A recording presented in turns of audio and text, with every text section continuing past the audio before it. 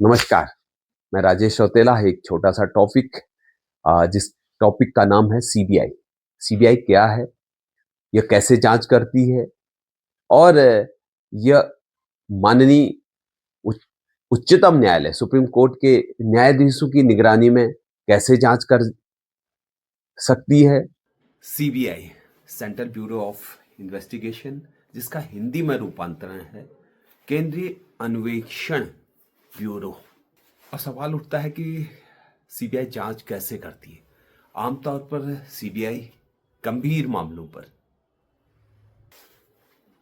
संवेदनशील हों और अंतर्राज्यीय मामले हों और गंभीर भ्रष्टाचार के, इनमें कभी कभी बड़े अपराध होते हैं और हाई प्रोफाइल हत्याएं हैं और ऐसे डिजिटल अरेस्ट की बात होती है, तो वहां पर यह काम करती है। अरेस्ट के साथ साथ जैसे घोटाले, उनमें भी सीबीआई जांच होती है।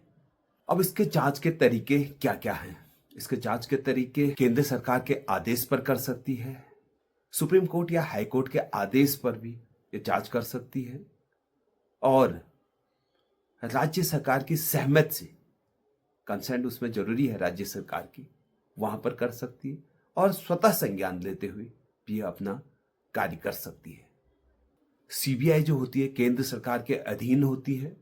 इसके डायरेक्टर की नियुक्ति, अपॉइंटमेंट प्रधानमंत्री और माननीय सर्वोच्च न्यायालय के न्यायाधीश या अपॉइंटेड जज और नेता प्रतिपक्ष, लोकसभा का जो विपक्ष का नेता होता है, उस सीमित के द्वारा डायरेक्टर की नियुक्ति की जाती है।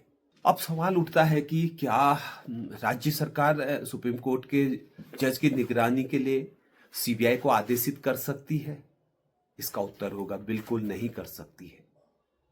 माननीय सुप्रीम कोर्ट के न्यायाधीश केवल सुप्रीम कोर्ट के आदेश के अनुसार ही इस मामले में सीबीआई के साथ निगरानी कर सकते हैं।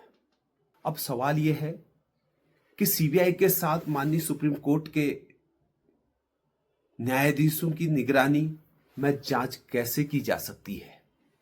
इसके लिए विधिवत पिटीशन फाइल किया जाता है। अब यह पिटीशन कौन फाइल कर सकता है? यह पिटीशन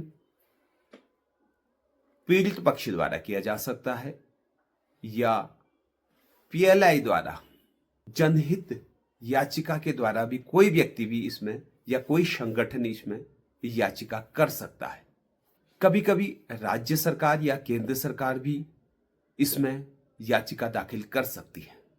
सुप्रीम कोर्ट को यह अधिकार किस शक्ति के अधीन प्राप्त है? बात आती है कि क्या सुप्रीम कोर्ट स्वयं इसमें संज्ञान लेने के लिए बाध्य है, या फिर सुप्रीम कोर्ट को इसमें शक्ति कैसे प्राप्त है? मित्रों, यह हमारा भारतीय संविधान का आर्टिकल 32 संविधान का जो अनुच्छेद है, उसमें स्पष्ट वर्णित है, जिसको संविधान की आत्मा कहा गया है।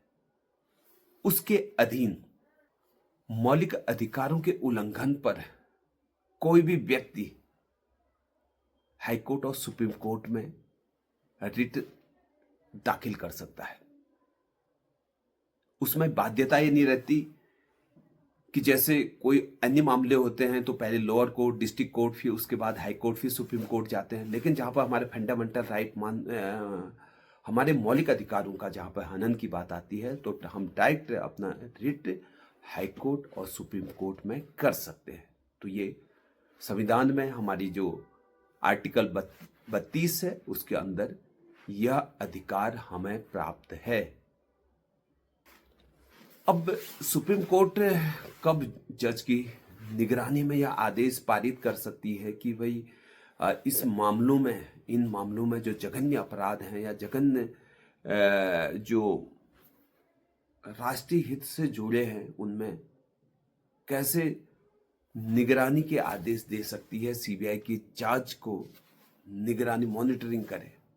जब कोर्ट को लगता है कि राज्य पुलिस जांच निष्पक्ष तरीके से नहीं कर रही है, मामला राष्ट्रीय महत्व का है, और मौलिक अधिकारों के गंभीर उल्लंघन का है, राजनीतिक दबाव या प्रभाव की आशंका है, तब सुप्रीम कोर्ट खुद स्वयं तय करता है और जांच सीबीआई करेगी और उसकी निगरानी माननीय सुप्रीम कोर्ट के कौन कौन सी बेंच करेंगी करके। और उसके बाद वो जांच गठित होती है। जांच गठित होने के बाद सील बंद उन लिफाफों में पैक होता है, तब जाके माननीय न्यायालय के सम्मुख प्रस्तुत किया जाता है। ये थी छोटी सी सीबीआई के बारे में जानकारी। अगर अच्छी लगी हो लाइक करें। थैंक यू वॉचिंग के लिए बहुत बहुत धन्यवाद।